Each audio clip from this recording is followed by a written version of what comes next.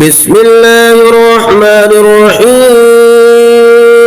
ألف لام ميم. ذلك الكتاب لا ريب فيه هدى للمتقين الذين يؤمنون بالغيب ويقيمون الصلاة ومما رزقناهم ينفقون والذين يؤمنون بما أنزل إليك وما أنزل من قبلك وبالآخرة هم يوقنون أولئك على هدى من ربهم وأولئك هم المفلحون.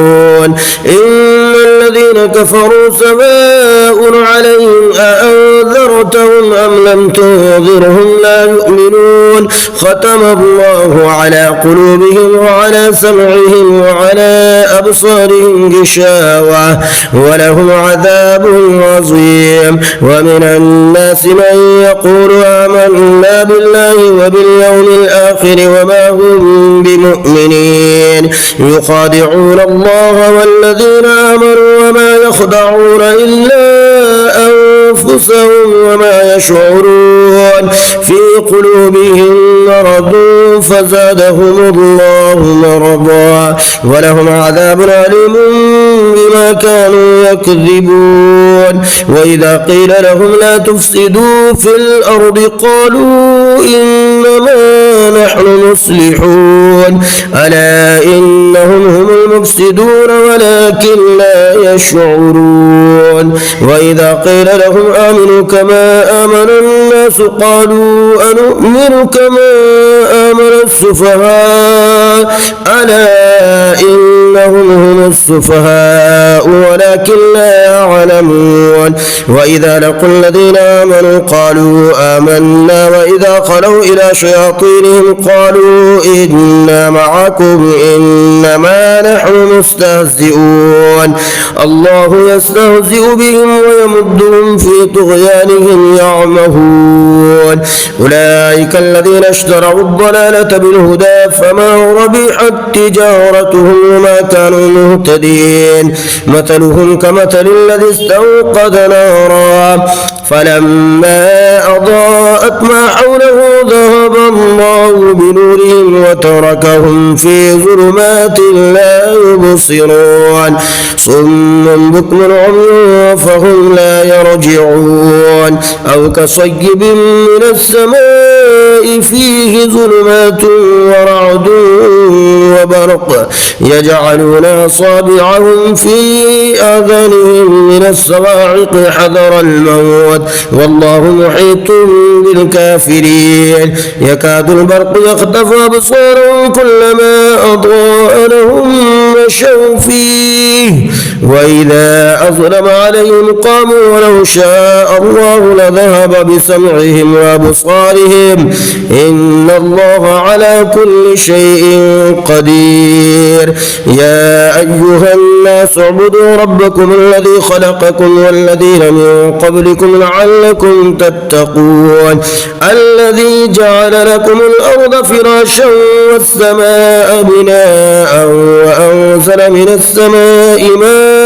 فأخرج به من الثمرات رزقا لكم فلا تجعلوا لله أندادا وأنتم تعلمون. وإن كنتم في ريب مما نزلنا على عبدنا فأتوا بسورة من مثله وادعوا شهداءكم من دون الله إن كنتم صادقين فإن لم تفعلوا ولن تفعلوا فاتقوا النار التي وقودها الناس والحجارة أعدت للكافرين. وبشر الذين آمنوا وعملوا الصالحات أن لهم جنات تجري من تحتها الأنهار كلما رزقوا منها من ثمرة رزقا قالوا هذا الذي رزقنا من قبل وأتوا به متشابها ولهم فيها أزواج مطهرة وهم فيها خالدون. إن الله لا يستحيي أن ضرب مثلا ما بعوضة فما فوقها فأما الذين آمنوا فيعلمون أنه الحق من ربهم وأما الذين كفروا فيقولون ماذا أراد الله بهذا مثلا يضل به كثيرا ويهدي به كثيرا وما يضل به إلا الفاسقين الذين ينقضون عهد الله من بعد ميثاقه ويقطعون ما أمر الله به أن يوصل ويفسدون في الأرض أولئك هم الخاسرون كيف تكفرون بالله وكنتم أمواتا فأحياكم ثم يميتكم ثم يحييكم ثم إليه ترجعون هو الذي خلق لكم ما في الأرض جميعا ثم استوى إلى السماء فسواهن 7 سماوات وهو بكل شيء عليم وإذ قال ربك للملائكة إني جاعل في الأرض خليفة قالوا وتجعل فيها من يفسد فيها ويسفك الدماء ونحن نسبح بحمدك ونقدس لك قال إني أعلم ما لا تعلمون وعلم آدم الأسماء كلها ثم عرضهم على الملائكة فقال أنبئوني بأسماء هؤلاء إن كنتم صادقين قالوا سبحانك لا علم لنا إلا ما علمتنا إنك أنت العليم الحكيم قال يا آدم أنبئهم بأسمائهم فلما أنبأهم بأسمائهم قال ألم أقل لكم إني أعلم غيب السماوات والأرض وأعلم ما تبدون وما كنتم تكتمون وإذ قلنا للملائكة اسجدوا لآدم فسجدوا إلا إبليس أبى واستكبر وكان من الكافرين وقلنا يا آدم اسكن أنت وزوجك الجنة وكلا منها رغدا حيث شئتما ولا تقربا هذه الشجرة فتكونا من الظالمين فأزلهما الشيطان عنها فأخرجهما مما كانا فيه وقلنا اهبطوا بعضكم لبعض عدو ولكم في الأرض مستقر ومتاع إلى حين فتلقى آدم من ربه كلمات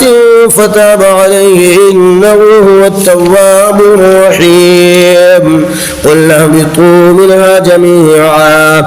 فإما يأتينكم مني هدى فمن تبع هداي فلا خوف عليهم ولا هم يحزنون والذين كفروا وكذبوا بآياتنا أولئك أصحاب النار هم فيها خالدون يا بني إسرائيل اذكروا نعمتي التي أنعمت عليكم وأوفوا بعهدي أوف بعهدكم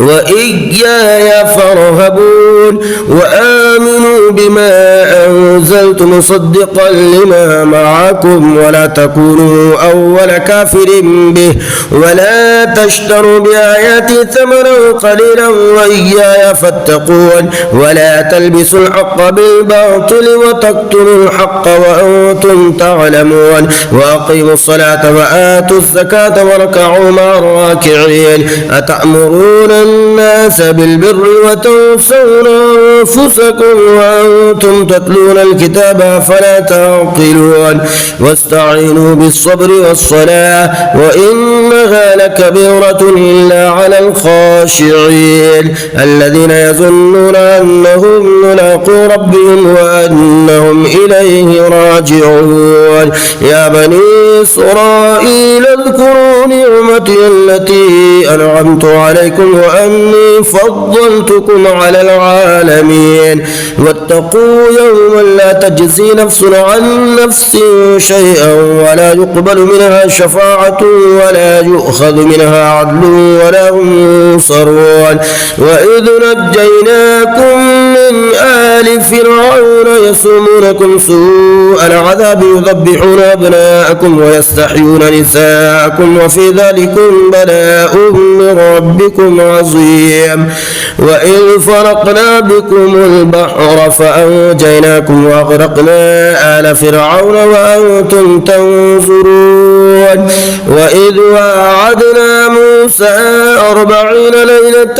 ثم اتخذتم العجل من بعده وأنتم ظالمون ثم عفونا عنكم من بعد ذلك لعلكم تشكرون وإذا آتينا موسى الكتاب والفرقان لعلكم تهتدون وإذ قال موسى لقومه يا قوم إنكم ظلمتم أنفسكم باتخاذكم العجل فتوبوا إلى بارئكم فاقتلوا أنفسكم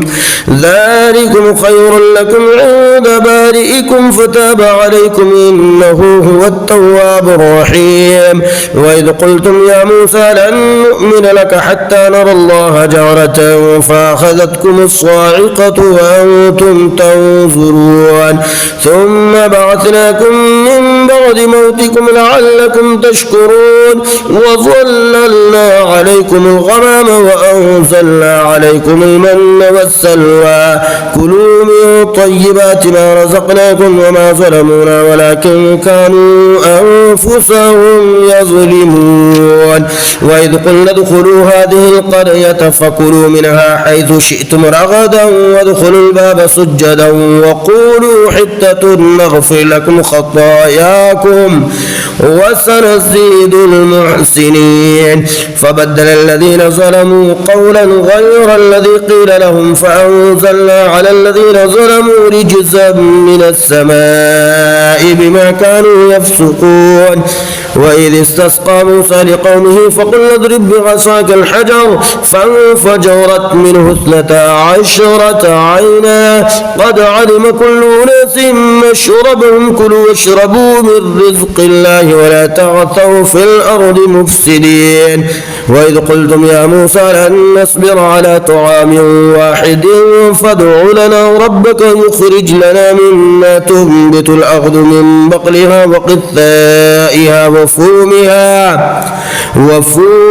وعدسها وبصلها قال تستبدلون الذي هو أدنى بالذي هو خير اهبطوا مصرا فإن لكم ما سألتم وضربت عليهم الذلة والمسكنة وباءوا بغضب من الله ذلك بأنهم كانوا يكفرون بآيات الله ويقتلون النبيين بغير الحق ذلك بما عصوا وكانوا يعتدون إن الذين آمنوا والذين هادوا والنصارى والصابئين من آمن بالله واليوم الآخر وعمل صالحا فلهم أجرهم عند ربهم ولا خوف عليهم ولا هم يحزنون وإذا أخذنا ميثاقكم ورفعنا فوقكم الطور خذوا ما آتيناكم بقوة واذكروا ما فيه لعلكم تتقون ثم توليتم من بعد ذلك فلولا فضل الله عليكم ورحمته لكنتم من الخاسرين ولقد علمتم الذين اعتدوا منكم في السبت فقلنا لهم كونوا قردة خاسئين فجعلناها نكالا لما بين يديها وما خلفها وموعظة للمتقين وإذ قال موسى لقومه إن الله يأمركم أن تذبحوا بقرة قالوا وتتخذنا هزوا قال أعوذ بالله أن أكون من الجاهلين قالوا ادع لنا ربك يبين لنا ما هي قال إنه يقول إنها بقرة لا فارض ولا بكر عوان بين ذلك ففعلوا ما تؤمرون قالوا ادع لنا ربك يبين لنا ما لونها قال إنه يقول إنها بقرة صفراء فاقع لونها تسر الناظرين قالوا ادع لنا ربك يبين لنا ما هي إن البقرة شابه علينا وإنا إن شاء الله لمهتدون قال إنه يقول إنها بقرة لا ذلول تثير الأرض ولا تسقي الحرث مسلمة لا شية فيها قالوا الآن جئت بالحق فذبحوها وما كادوا يفعلون وإذ قتلتم نفسا فادارأتم فيها والله مخرج ما كنتم تكتمون فقلنا اضربوه ببعضها كذلك يحيي الله الموتى ويريكم آياته لعلكم تعقلون ثم قست قلوبكم من بعد ذلك فهي كالحجارة أو أشد قسوة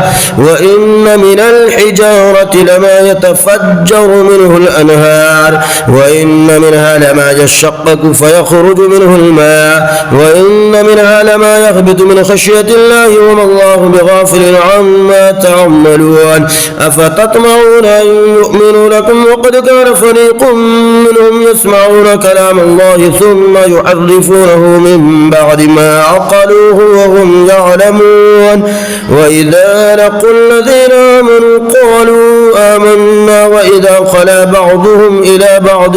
قالوا وتحدثونهم بما فتح الله عليكم ليحاجوكم به عند ربكم أفلا تعقلون أولا يعلمون أن الله يعلم ما يسرون وما يعلنون ومنهم أميون لا يعلمون الكتاب إلا أماني غيرهم إلا يظنون فويل للذين يكتبون الكتاب بأيديهم ثم يقولون هذا من عند الله ليشتروا به ثمنا قليلا فويل لهم مما كتبت أيديهم وويل لهم مما يكسبون وقالوا لن تمسنا النار إلا أياما معدودة قل اتخذتم عند الله عهدا فلن يخلف الله عهده أم تقولون على الله ما لا تعلمون بلى من كسب سيئة وأحاطت به خطيئته فأولئك أصحاب النار هم فيها خالدون والذين آمنوا وعملوا الصالحات أولئك أصحاب الجنة هم فيها خالدون وإذا أخذنا ميثاق بني إسرائيل لا تعبدون إلا الله وبالوالدين إحسانا وذي القربى واليتامى والمساكين وقولوا للناس حسنا وأقيموا الصلاة وآتوا الزكاة ثم توليتم إلا قليلا منكم وأنتم معرضون وإذا أخذنا ميثاقكم لا تسفكون دماءكم ولا تخرجون أنفسكم من دياركم ثم أقررتم وأنتم تشهدون ثم أنتم هؤلاء تقتلون أنفسكم وتخرجون فريقا منكم من ديارهم تظاهرون عليهم بالإثم والعدوان وإن يأتوكم أسارى تفادوهم وهو محرم عليكم إخراجهم فتؤمنون ببعض الكتاب وتكفرون ببعض فما جزاء من يفعل ذلك منكم إلا خزي في الحياة الدنيا ويوم القيامة يردون إلى أشد العذاب وما الله بغافل عما تعملون أولئك الذين اشتروا الحياة الدنيا بالآخرة فلا يخفف عنهم العذاب ولا هم ينصرون ولقد آتينا موسى الكتاب وقفينا من بعده بالرسل وآتينا عيسى ابن مريم البينات وأيدناه بروح القدس أفكلما جاءكم رسول بما لا تهوى أنفسكم استكبرتم ففريقا كذبتم وفريقا تقتلون وقالوا قلوبنا غلف بل لعنهم الله بكفرهم فقليلا ما لا يؤمنون ولما جاءهم كتاب من عند الله مصدق لما معهم وكانوا من قبل يستفتحون على الذين كفروا فلما جاءهم ما عرفوا كفروا به فلعنة الله على الكافرين بئس ما اشتروا به أنفسهم أن يكفروا بما أنزل الله بغيا أن ينزل الله من فضله على من يشاء من عباده فباءوا بغضب على غضب وللكافرين عذاب مهين وإذا قيل لهم آمنوا بما أنزل الله قالوا نؤمن بما أنزل علينا ويكفرون بما وراءه وهو الحق مصدقا لما معهم قل فلم تقتلون أنبياء الله من قبل إن كنتم مؤمنين ولقد جاءكم موسى بالبينات ثم اتخذتم العجل من بعده وأنتم ظالمون وإذا أخذنا ميثاقكم ورفعنا فوقكم الطور خذوا ما آتيناكم بقوة واسمعوا قالوا سمعنا وعصينا وأشربوا في قلوبهم العجل بكفرهم قل بئس ما يأمركم به إيمانكم إن كنتم مؤمنين قل إن كانت لكم الدار الآخرة عند الله خالصة من دون الناس فتمنوا الموت إن كنتم صادقين ولن يتمنوه أبدا بما قدمت أيديهم والله عليم بالظالمين ولتجدنهم أحرص الناس على حياة ومن الذين أشركوا يود أحدهم لو يعمر 1000 سنة وما هو بمزحزحه من العذاب أن يعمر والله بصير بما يعملون قل من كان عدوا لجبريل فإنه نزله على قلبك بإذن الله مصدقا لما بين يديه وهدى وبشرى للمؤمنين من كان عدوا لله وملائكته ورسله وجبريل وميكال فإن الله عدو للكافرين ولقد أنزلنا إليك آيات بينات وما يكفر بها إلا الفاسقون أو كلما عاهدوا عهدا نبذه فريق منهم بل أكثرهم لا يؤمنون ولما جاءهم رسول من عند الله مصدق لما معهم نبذ فريق من الذين أوتوا كتاب الله وراء ظهورهم كأنهم لا يعلمون واتبعوا ما تتلو الشياطين على ملك سليمان وما كفر سليمان ولكن الشياطين كفروا يعلمون الناس السحر وما أنزل على الملكين ببابل هاروت وماروت وما يعلمان من أحد حتى يقولا إنما نحن فتنة فلا تكفر فيتعلمون منهما ما يفرقون به بين المرء وزوجه وما هم بضارين به من أحد إلا بإذن الله ويتعلمون ما يضرهم ولا ينفعهم ولقد علموا لمن اشتراه ما له في الآخرة من خلاق ولبئس ما شروا به أنفسهم لو كانوا يعلمون ولو أنهم آمنوا واتقوا لمثوبة من عند الله خير لو كانوا يعلمون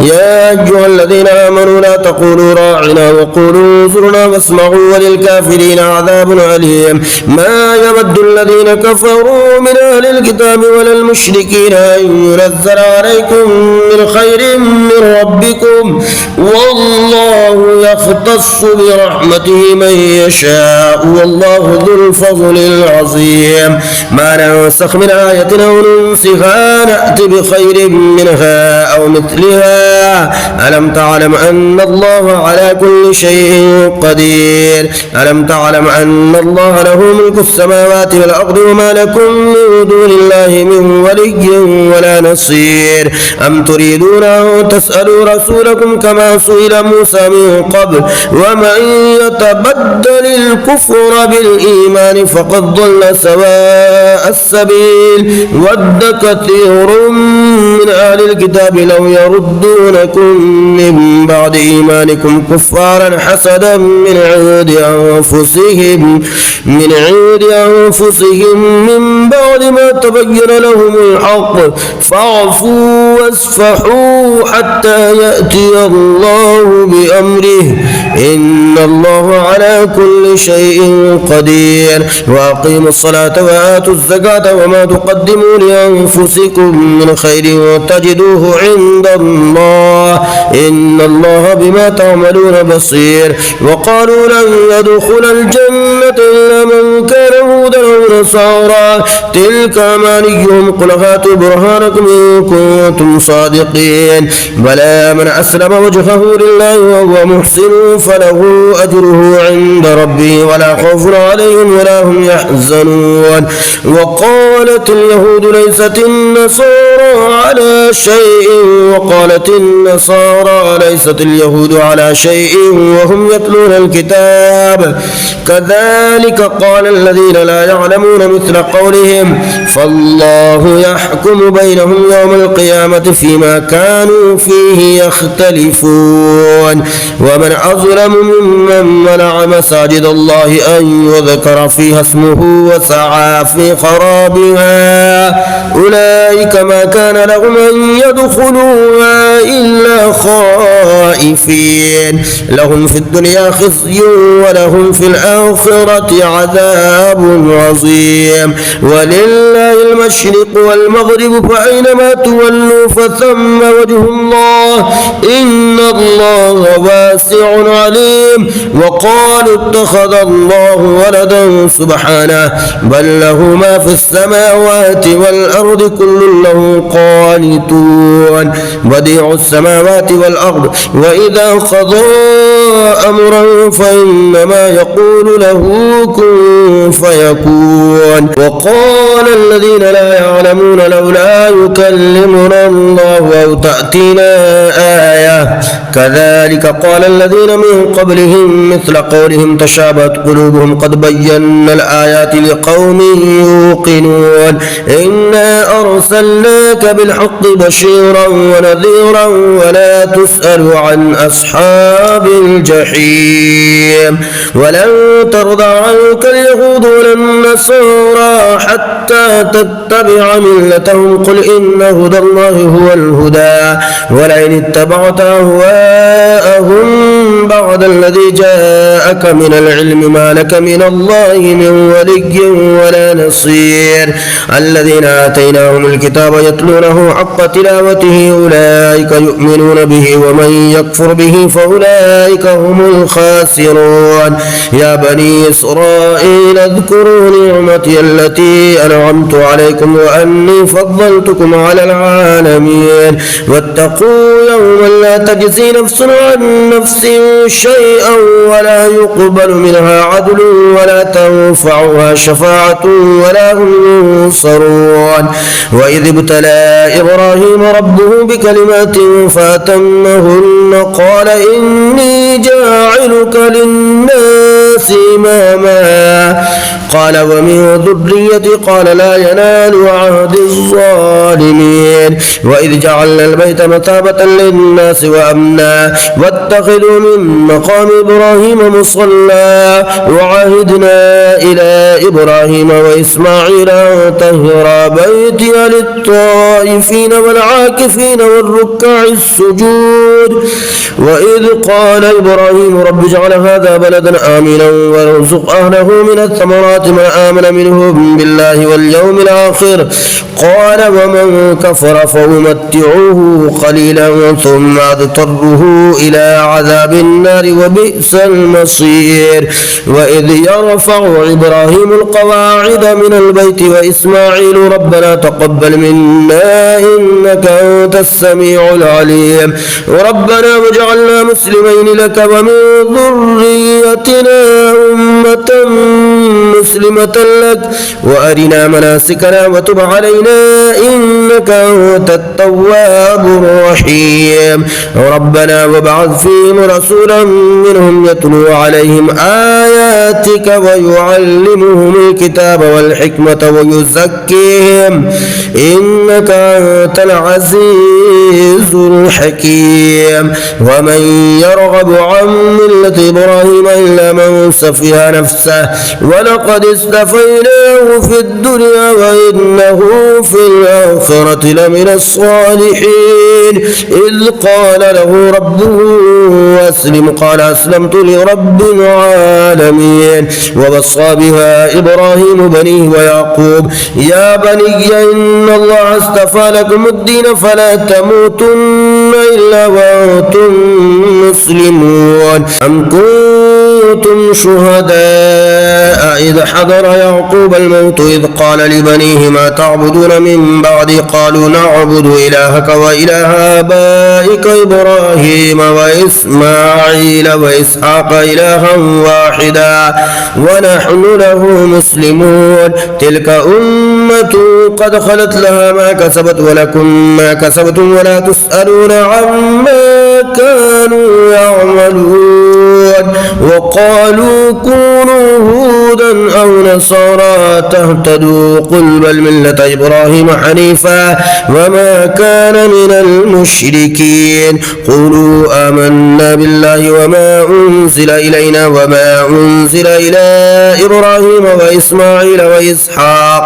وإسحاق ويعقوب والأسباط وما أوتي موسى وعيسى وما أوتي النبيون من ربهم لا نفرق بين أحد منهم ونحن له مسلمون. فإن آمنوا بمثل ما آمنتم به فقد اهتدوا وإن تولوا فإنما هم في شقاق فسيكفيكهم الله وهو السميع العليم. صبغة الله ومن أحسن من الله صبغة ونحن له عابدون. قل أتحاجوننا في الله وهو ربنا وربكم ولنا أعمالنا ولكم أعمالكم ونحن له مخلصون. أم تقولون إن إبراهيم وإسماعيل وإسحاق ويعقوب والأسباط كانوا هودا أو نصارى قل أأنتم أعلم أم الله ومن أظلم ممن كتم شهادة عنده من الله وما الله بغافل عما تعملون. تلك أمة قد خلت لها ما كسبت ولكم ما كسبتم ولا تسألون عما كانوا يعملون. سيقول السفهاء من الناس ما ولاهم عن قبلتهم التي كانوا عليها قل لله المشرق والمغرب يهدي من يشاء إلى صراط مستقيم. وكذلك جعلناكم أمة وسطا لتكونوا شهداء على الناس ويكون الرسول عليكم شهيدا. وما جعلنا القبلة التي كنت عليها إلا لنعلم من يتبع الرسول ممن ينقلب على عقبيه وإن كانت لكبيرة إلا على الذين هدى الله وما كان الله ليضيع إيمانكم إن الله بالناس لرؤوف رحيم. قد نرى تقلب وجهك في السماء فلنولينك قبلة ترضاها فول وجهك شطر المسجد الحرام وحيث ما كنتم فولوا وجوهكم شطره وإن الذين أوتوا الكتاب ليعلمون أنه الحق من ربهم وما الله بغافل عما يعملون. ولئن آتيت الذين أوتوا الكتاب بكل آية ما تبعوا قبلتك وما أنت بتابع قبلتهم وما بعدهم بتابع قبلة بعد ولئن اتبعت أهواءهم من بعد ما جاءك جاءك من العلم إنك إذا لمن الظالمين. الذين آتيناهم الكتاب يعرفونه كما يعرفون أبناءهم وإن فريقا منهم ليكتمون الحق وهم يعلمون. الحق من ربك فلا تكونن من الممترين. ولكل وجهة هو موليها فاستبقوا الخيرات أينما تكونوا يأتي بكم الله جميعا إن الله على كل شيء قدير. ومن حيث خرجت فول وجهك شطر المسجد الحرام وإنه للحق من ربك وما الله بغافل عما تعملون. ومن حيث خرجت فول وجهك شطر المسجد الحرام وحيث ما كنتم فولوا وجوهكم شطره لئلا يكون للناس عليكم حجة إلا الذين ظلموا منهم فلا تخشوهم واخشوني ولأتم نعمتي عليكم ولعلكم تهتدون. كما أرسلنا فيكم رسولا منكم يتلو عليكم آياتنا ويزكيكم ويعلمكم الكتاب والحكمة ويعلمكم ما لم تكونوا تعلمون. فاذكروني أذكركم واشكروا لي ولا تكفرون. يا أيها الذين آمنوا استعينوا بالصبر والصلاة إن الله مع الصابرين. ولا تقولوا لمن يقتل في سبيل الله أموات بل أحياء ولكن لا تشعرون. ولنبلونكم بشيء من الخوف والجوع ونقص من الأموال والأنفس والثمرات وبشر الصابرين الذين إذا أصابتهم مصيبة قالوا إنا لله وإنا إليه راجعون. أولئك عليهم صلوات من ربهم ورحمة وأولئك هم المهتدون. إن الصفا والمروة من شعائر الله فمن حج البيت أو اعتمر فلا جناح عليه أن يطوف بهما ومن تطوع خيرا فإن الله شاكر عليم. إن الذين يكتمون ما أنزلنا من البينات والهدى من بعد ما بيناه للناس في الكتاب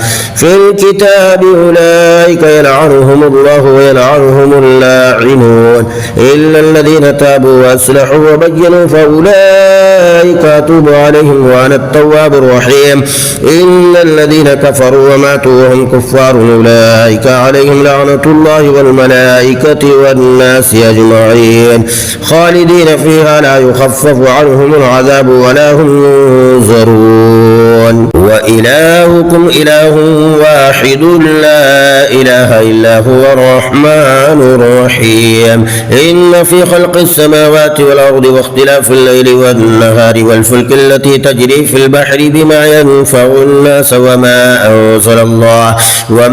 أنزل الله من السماء من ماء فأحيا به الأرض بعد موتها وبث فيها من كل دابة وتصريف الرياح والسحاب المسخر بين السماء والأرض لآيات لقوم يعقلون. ومن الناس من يتخذ من دون الله أندادا يحبونهم كحب الله والذين آمنوا أشد حبا لله. ولو يرى الذين ظلموا إذ يرون العذاب أن القوة لله جميعا وأن الله شديد العذاب. إذ تبرأ الذين اتبعوا من الذين اتبعوا ورأوا العذاب وتقطعت بهم الأسباب. وقال الذين اتبعوا لو أن لنا كرة فنتبرأ منهم كما تبرأوا منا كذلك يريهم الله أعمالهم حسرات عليهم وما هم بخارجين من النار.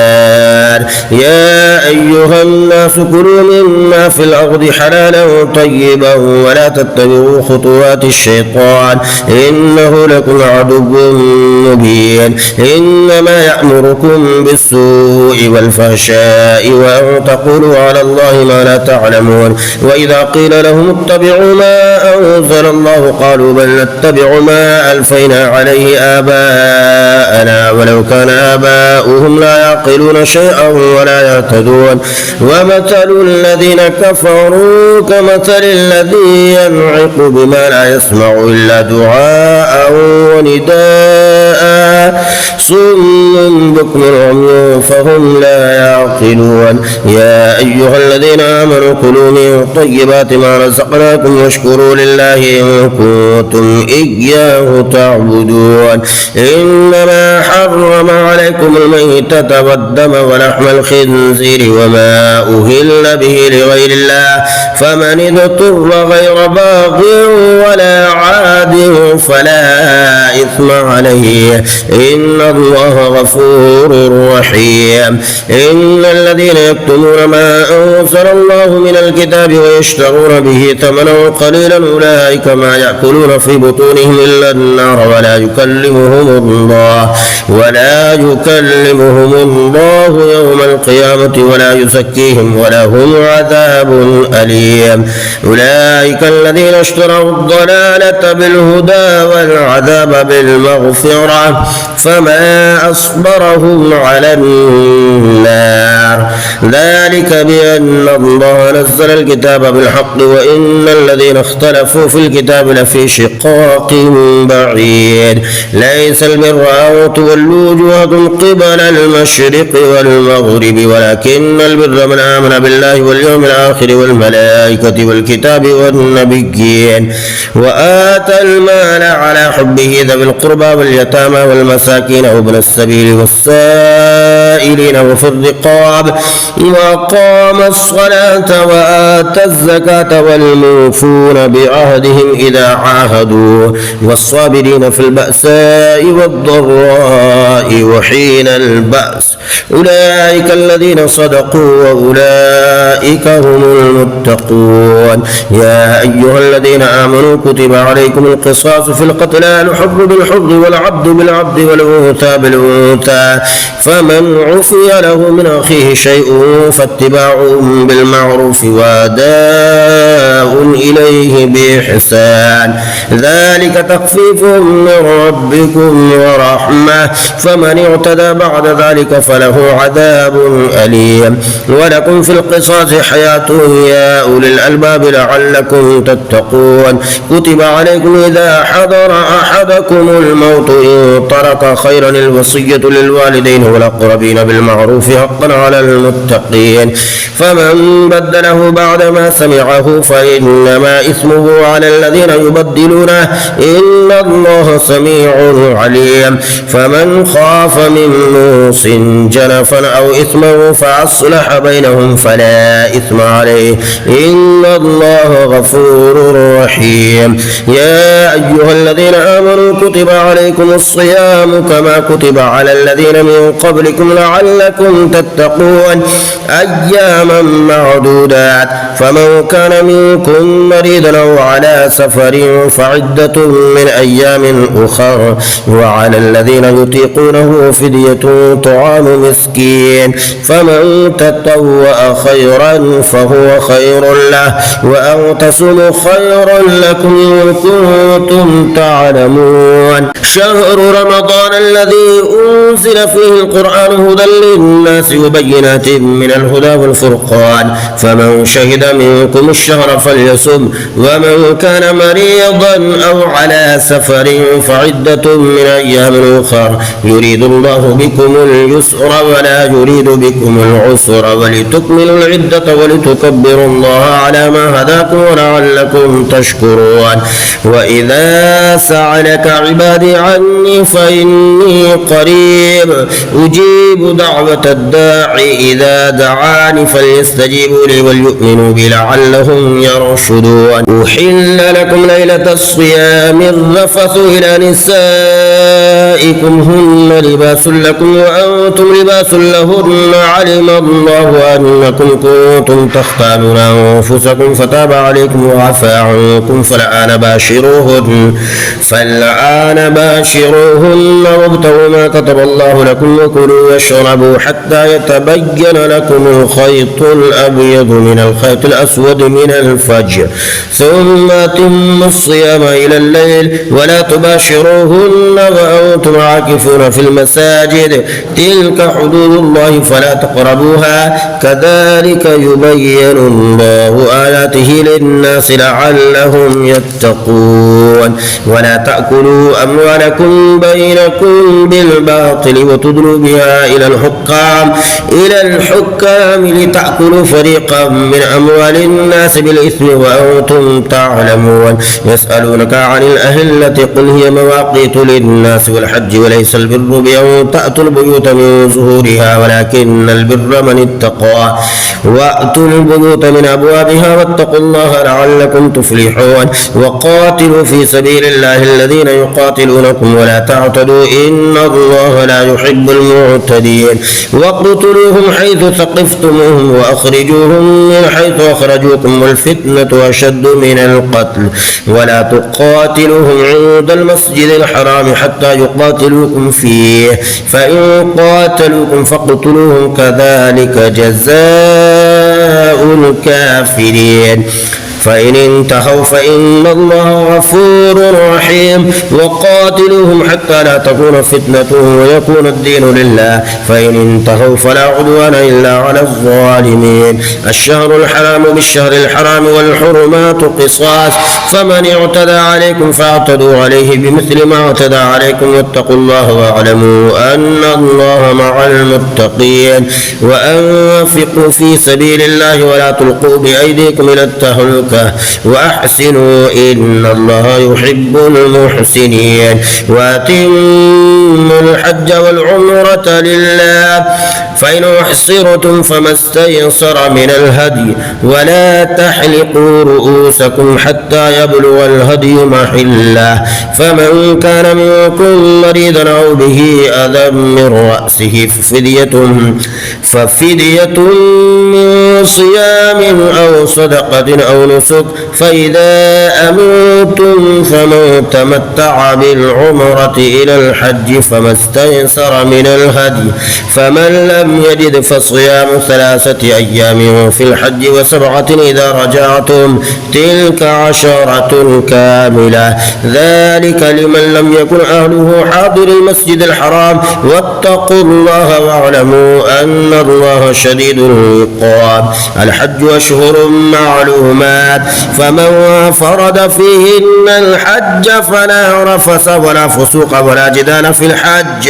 وما تفعلوا من خير يعلمه الله وتزودوا فإن خير الزاد التقوى واتقون يا أولي الألباب ليس عليكم جناح أن تبتغوا فضلا من ربكم فإذا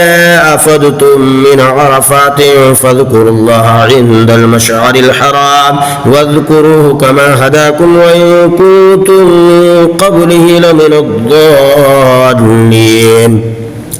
ثم أفيضوا من حيث أفاض الناس واستغفروا الله إن الله غفور رحيم فإذا قضيتم مناسككم فاذكروا الله كذكركم آباءكم أو أشد ذكرا فمن الناس من يقول ربنا آتنا في الدنيا وما له في الآخرة من خلاق ومنهم من يقول ربنا آتنا في الدنيا حسنة وفي الآخرة حسنة وقنا عذاب النار أولئك لهم نصيب مما كسبوا والله سريع الحساب واذكروا الله في أيام معدودات فمن تعجل في يومين فلا إثم عليه ومن تأخر فلا إثم عليه لمن اتقى واتقوا الله واعلموا أنكم إليه تحشرون ومن الناس من يعجبك قوله في الحياة الدنيا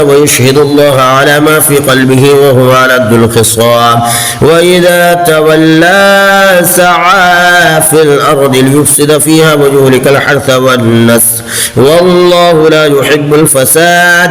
وإذا قيل له اتق الله أخذته العزة بالإثم فحسبه جهنم ولبئس المهاد. ومن الناس من يشري نفسه ابتغاء مرضات الله والله رؤوف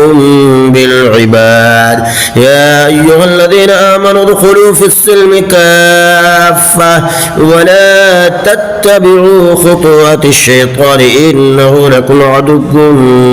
مبين. فإن زللتم من بعد ما جاءتكم البينات فاعلموا أن الله عزيز حكيم. هل ينظرون إلا أن يأتيهم الله في ظلل من الغمام والملائكة وقضي الأمر وإلى الله ترجع الأمور. سل بني إسرائيل كما آتيناهم من آية بينة ومن يبدل نعمة الله من بعد ما جاءته فإن الله شديد العقاب. زين للذين كفروا الحياة الدنيا ويسخرون من الذين آمنوا والذين اتقوا فوقهم يوم القيامة والله يرزق من يشاء بغير حساب. زين للذين كفروا الحياة الدنيا ويسخرون من الذين آمنوا والذين اتقوا فوقهم يوم القيامة والله يرزق من يشاء بغير حساب. كان الناس أمة واحدة فبعث الله النبيين مبشرين ومنذرين وأنزل معهم الكتاب بالحق ليحكم بين الناس فيما اختلفوا فيه وما اختلف فيه إلا الذين أوتوه من بعد ما جاءتهم البينات بغيا بينهم فهدى الله الذين آمنوا لما اختلفوا فيه من الحق بإذنه والله يهدي من يشاء إلى صراط مستقيم. أم حسبتم أن تدخلوا الجنة ولما يأتكم مثل الذين خلوا من قبلكم مستهم البأساء والضراء وزلزلوا حتى يقول الرسول والذين آمنوا معه متى نصر الله ألا إن نصر الله قريب. يسألونك ماذا ينفقون قل ما أنفقتم من خير فللوالدين والأقربين واليتامى والمساكين وابن السبيل وما تفعلوا من خير فإن الله به عليم. كتب عليكم القتال وهو كره لكم وعسى أن تكرهوا شيئا وهو خير لكم وعسى أن تحبوا شيئا وهو شر لكم والله يعلم وأنتم لا تعلمون. يسألونك عن الشهر الحرام قتال فيه قل قتال فيه كبير وصد عن سبيل الله وكفر به والمسجد الحرام وإخراج أهله منه أكبر عند الله والفتنة أكبر من القتل ولا يزالون يقاتلونكم حتى يردوكم عن دينكم إن استطاعوا ومن يرتد منكم عن دينه فيمت وهو كافر فأولئك حبطت أعمالهم في الدنيا والآخرة وأولئك أصحاب النار هم فيها خالدون. إن الذين آمنوا والذين هاجروا وجاهدوا في سبيل الله أولئك يرجون رحمة الله والله غفور رحيم. يسألونك عن الخمر والميسر قل فيهما إثم كبير ومنافع للناس وإثمهما أكبر من نفعهما ويسألونك ماذا ينفقون قل العفو كذلك يبين الله لكم الآيات لعلكم تتفكرون. في الدنيا والآخرة. ويسألونك عن اليتامى قل إصلاح لهم خير وإن تخالطوهم فإخوانكم والله يعلم المفسد من المصلح ولو شاء الله لأعنتكم إن الله عزيز حكيم. ولا تنكحوا المشركات حتى يؤمن ولا أمة مؤمنة خير من مشركة ولو أعجبتكم ولا تنكحوا المشركين حتى يؤمنوا ولا عبد مؤمن خير من مشرك ولو أعجبكم أولئك يدعون إلى النار والله يدعو إلى الجنة والمغفرة بإذنه ويبين آياته للناس لعلهم يتذكرون. ويسألونك عن المهيد قل هو أذى فاعتزلوا النساء في المحيض ولا تقربوهن حتى يطهرن فإذا تطهرن فأتوهن من حيث أمركم الله إن الله يحب التوابين ويحب المتطهرين. نساؤكم حرث لكم فأتوا حرثكم أنى شئتم وقدموا لأنفسكم واتقوا الله واعلموا أنكم ملاقوه وبشر المؤمنين. ولا تجعلوا الله عرضة لأيمانكم أن تبروا وتتقوا وتصلحوا بين الناس والله سميع عليم. لا يؤاخذكم الله باللغو في أيمانكم ولكن يؤاخذكم بما كسبت قلوبكم والله غفور حليم. للذين يؤلون من نسائهم تربص 4 أشهر فإن فاءوا فإن الله غفور رحيم وإن عزموا الطلاق فإن الله سميع عليم. والمطلقات يتربصن بأنفسهن 3 قروء ولا يحل لهن أن يكتمن ما خلق الله في أرحامهن إن كن يؤمن بالله واليوم الآخر وبعولتهن أحق بردهن في ذلك إن أرادوا إصلاحا ولهن مثل الذي عليهن بالمعروف وللرجال عليهن درجة والله عزيز حكيم. الطلاق 2 فإمساك بمعروف أو تصريح بإحسان. ولا يحل لكم أن تأخذوا مما آتيتموهن شيئا إلا أن يخافا ألا يقيما حدود الله فإن خفتم ألا يقيما حدود الله فلا جناح عليهما فيما افتدت به تلك حدود الله فلا تعتدوها ومن يتعد حدود الله فأولئك هم الظالمون. فإن طلقها فلا تحل له من بعد حتى تنكح زوجا غيره فإن طلقها فلا جناح عليهما أن يتراجعا إن ظنا أن يقيما حدود الله وتلك حدود الله يبينها لقوم يعلمون. وإذا طلقتم النساء فبلغن أجلهن فأمسكوهن بمعروف أو سرحوهن بمعروف ولا تمسكوهن ضرارا لتعتدوا ومن يفعل ذلك فقد ظلم نفسه. ولا تتخذوا آيات الله هزوا واذكروا نعمة الله عليكم وما أنزل عليكم من الكتاب والحكمة يعظكم به واتقوا الله واعلموا أن الله بكل شيء عليم. وإذا طلقتم النساء فبلغن أجلهن فلا تعضلوهن أن ينكحن أزواجهن إذا تراضوا بينهم بالمعروف ذلك يوعظ به من كان منكم يؤمن بالله واليوم الآخر ذلكم أزكى لكم وأطهر والله يعلم وأنتم لا تعلمون. والوالدات يرضعن أولادهن حولين كاملين لمن أراد أن يتم الرضاعة وعلى المولود له رزقهن وكسوتهن بالمعروف لا تكلف نفس إلا وسعها لا تضار والدة بولدها ولا مولود له بولده وعلى الوارث مثل ذلك فإن أراد فصالا عن تراض منهما وتشاور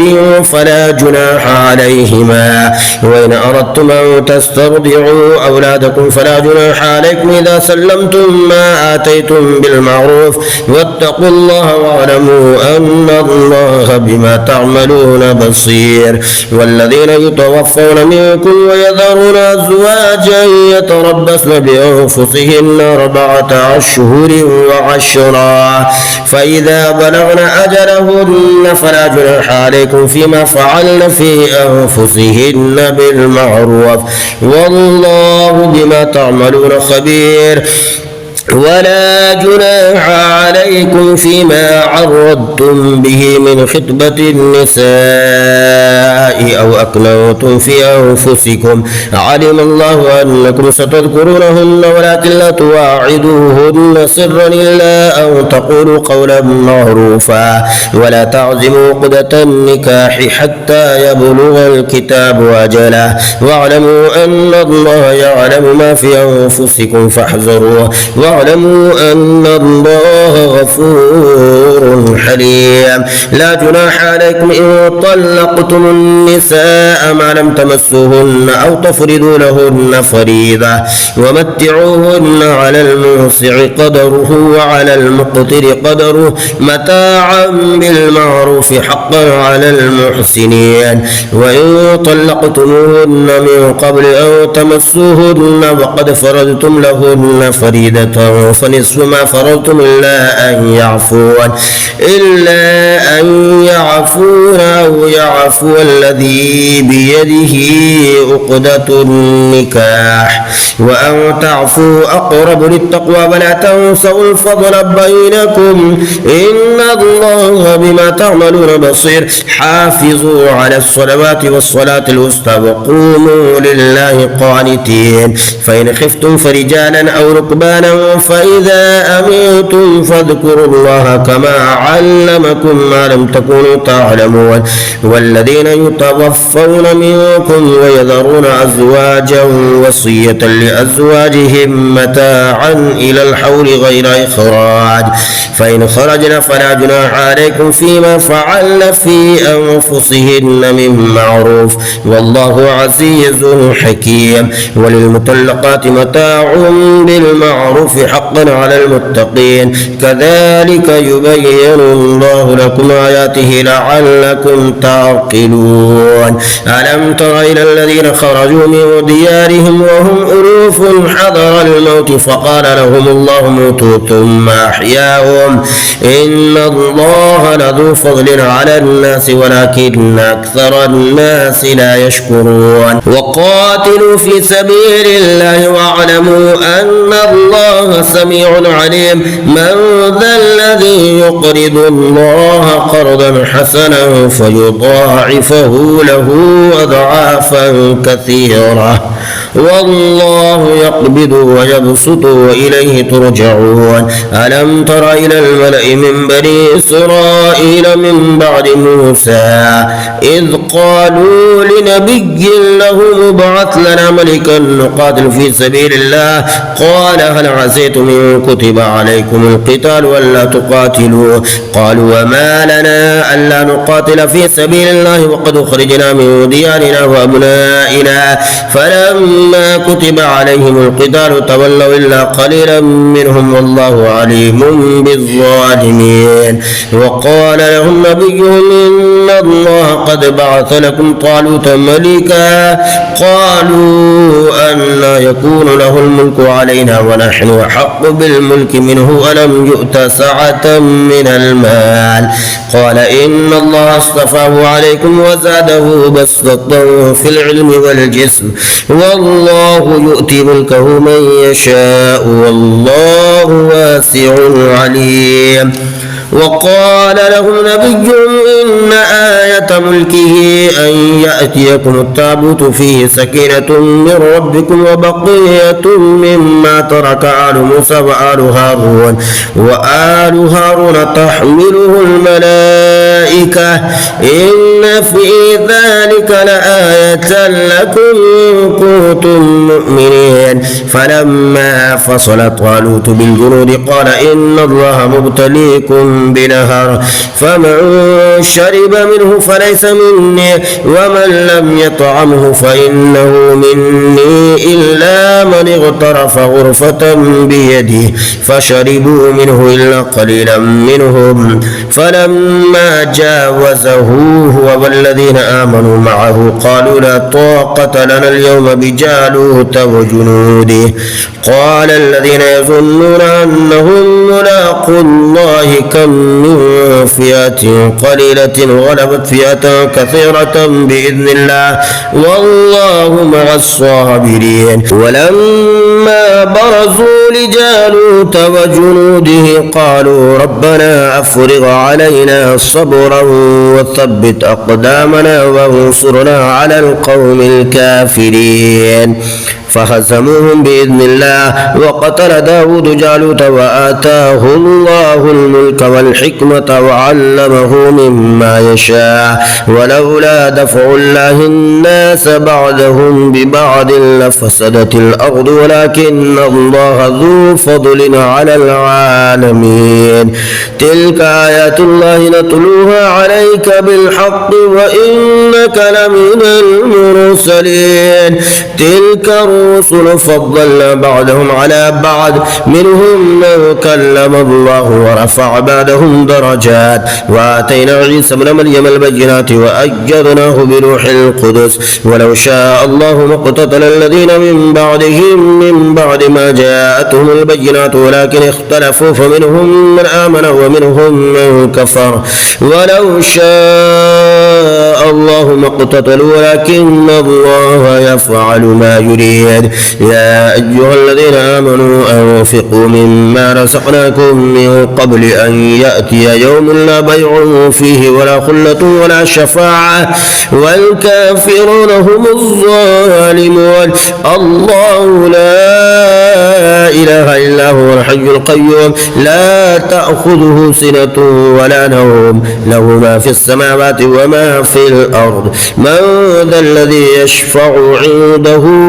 إلا بإذنه يعلم ما بين أيديهم وما خلفهم ولا يحيطون بشيء من علمه إلا بما شاء وسع كرسيه السماوات والأرض ولا يؤوده حفظهما وهو العلي العظيم. لا إكراه في الدين قد تبين الرشد من الغي فمن يكفر بالطاغوت ويؤمن بالله فقد استمسك بالعروة الوثقى لا انفصام لها والله سميع عليم. الله ولي الذين آمنوا يخرجهم من الظلمات إلى النور والذين كفروا أولياؤهم الطاغوت يخرجونهم من النور إلى الظلمات أولئك أصحاب النار هم فيها خالدون. ألم تر إلى الذي حاج إبراهيم في ربه أن آتاه الله الملك إذ قال إبراهيم ربي الذي يحيي ويميت قال أنا أحيي وأميت قال إبراهيم فإن الله يأتي بالشمس من المشرق فأت بها من المغرب فبهت الذي كفر والله لا يهدي القوم الظالمين. أو كالذي مر على قرية وهي خاوية على عروشها قال أنى يحيي هذه الله بعد موتها فأماته الله 100 عام ثم بعثه قال كم لبثت قال لبثت يوما أو بعض يوم قال بل لبثت 100 عام فانظر إلى طعامك وشرابك لم يتسنه وانظر إلى حمارك ولنجعلك آية للناس وانظر إلى العظام كيف ننشزها ثم نكسوها لحما فلما فلما تبين له قال أعلم أن الله على كل شيء قدير. وإذ قال إبراهيم رب أرني كيف تحيي الموتى قال أولم تؤمن قال بلى ولكن ليطمئن قلبي قال فخذ 4 من الطير فصرهن إليك ثم اجعل على كل جبل منهن جزعا ثم ادعوهن يأتينك سعيا واعلم أن الله عزيز حكيم. مثل الذين ينفقون أموالهم في سبيل الله كمثل حبة أنبتت 7 سنابل في كل سنبلة 100 حبة والله يضاعف لمن يشاء والله واسع عليم. الذين ينفقون أموالهم في سبيل الله ثم لا يتبعون ما أنفقوا منا ولا أذى لهم أجرهم عند ربهم ولا خوف عليهم ولا هم يحزنون. قول معروف ومغفرة خير من صدقة يتبعها أذى والله غني حليم. يا أيها الذين آمنوا لا تبطلوا صدقاتكم بالمن والأذى كالذي ينفق ماله رئاء الناس ولا يؤمن بالله واليوم الآخر فمثله كمثل صفوان عليه تراب فأصابه وابل فتركه صلدا لا يقدرون على شيء مما كسبوا والله لا يهدي القوم الكافرين. ومثل الذين ينفقون أموالهم ابتغاء مرضات الله وتثبيتا من أنفسهم كمثل جنة بربوة أصابها وابل فآتت أكلها ضعفين فإن لم يصبها وابل فطل والله بما تعملون بصير. أيود أحدكم أن تكون له جنة من نخيل وأعناب تجري من تحتها الأنهار له فيها من كل الثمرات وأصابه الكبر وله ذرية ضعفاء فأصابها إعصار فيه نار فاحترقت كذلك يبين الله لكم الآيات لعلكم تتفكرون. يا أيها الذين آمنوا أنفقوا من طيبات ما كسبتم ومما أخرجنا لكم من الأرض ولا تيمموا الخبيث منه تنفقون ولستم بآخذه إلا أن تغمضوا فيه واعلموا أن الله غني حميد. الشيطان يعدكم الفقر ويأمركم بالفحشاء والله يعدكم مغفرة منه وفضلا والله واسع عليم. يؤتي الحكمة من يشاء ومن يؤت الحكمة فقد أوتي خيرا كثيرا وما يذكر إلا أولو الألباب. وما أنفقتم من نفقة أو نذرتم من نذر فإن الله يعلمه وما